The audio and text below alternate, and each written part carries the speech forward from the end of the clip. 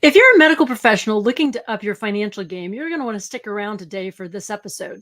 We're going to talk about emergency funds. Remember those pesky medical bills and emergencies that you have that you haven't planned for? We're going to talk about what they are.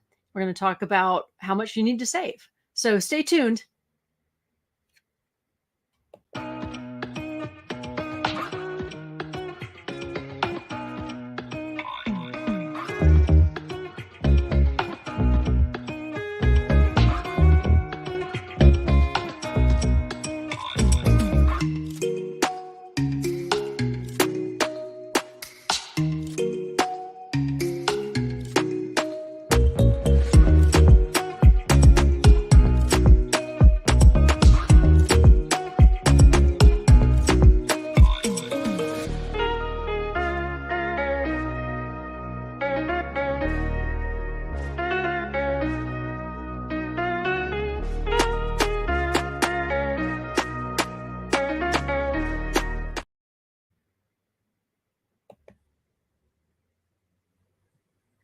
Today, we're talking about why having an emergency fund is important.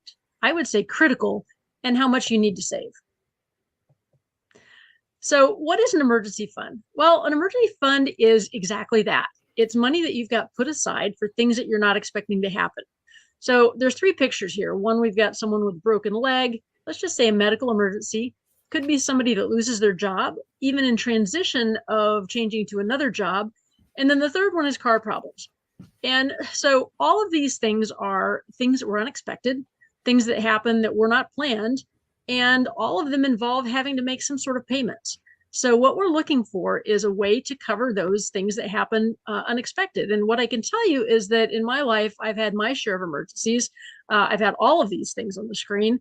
I've also had a fire that basically I was kicked out of my house for over a year while they did the rebuilding. And while, we think of that as an emergency and people automatically think, oh, insurance will cover it. The thing to think about when we're talking about an emergency is that even if there is coverage, the money doesn't come as quickly as you think it's going to. Okay. In my case, it took quite a while because I wasn't willing to settle for a lowball offer on getting the repairs done.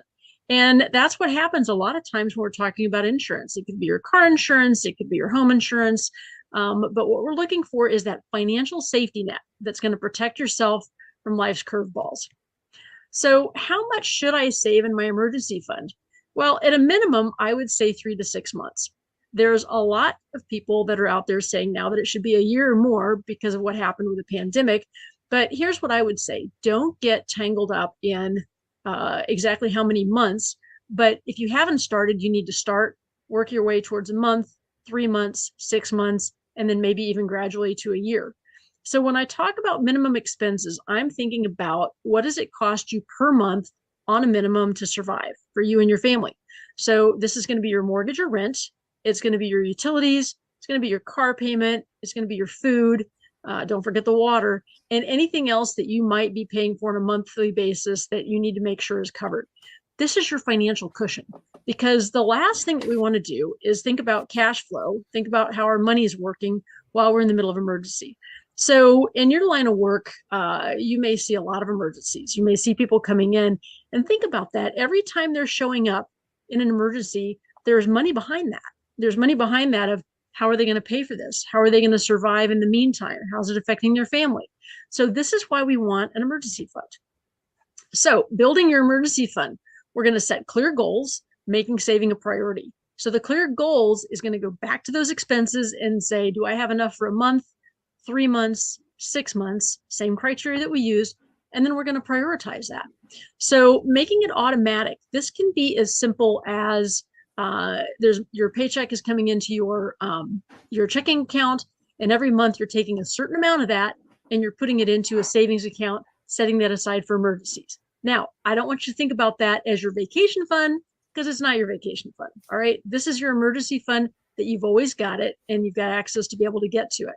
So one thing that I would talk about when we talk about an emergency fund here is that your investments are not an emergency fund. You can't access that very quickly. Your 401k is not an emergency fund. In both of those cases, you can't get to the money very fast. And the other issue is that that's money that you've put aside that you're saving for your future self. Call it retirement, call it whatever you want to do later in life. And you don't want to interrupt the compounding of what's going on in there. Worst case scenario is, let's say the market had a huge drop. You have an emergency. You've taken the money out of your investments, your 401k. And now, because you've used up that money, you're not going to catch the upside when things are going back up again. So try not to interrupt your 401k. Try not to interrupt your investments, but actually put money aside in an account just for emergencies. So cutting expenses. When we talk about cutting expenses, people always think people are living paycheck to paycheck. And if you're living paycheck to paycheck, you must be poor. Well, what I can tell you is that there's a lot of people living paycheck to paycheck that are not poor.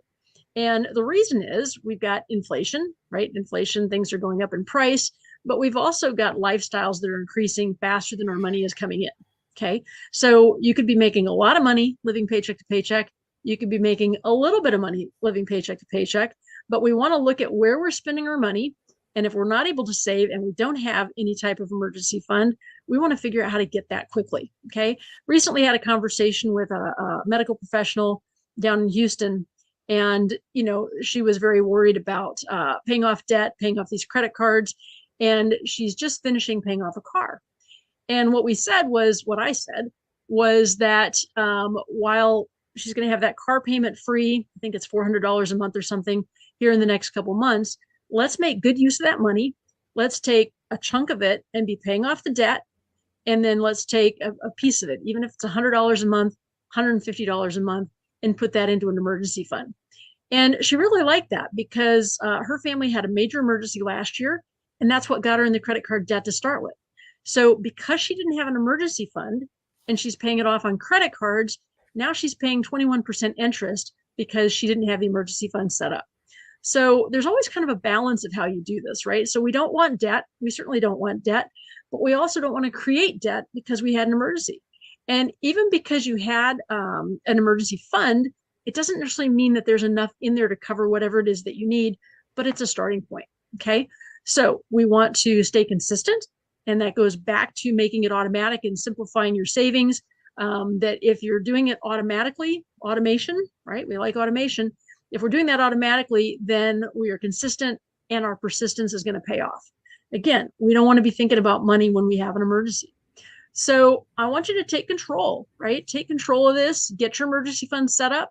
Even if it's a month, that's better than nothing. 2 months, 3 months, 6 months, a year would be fabulous.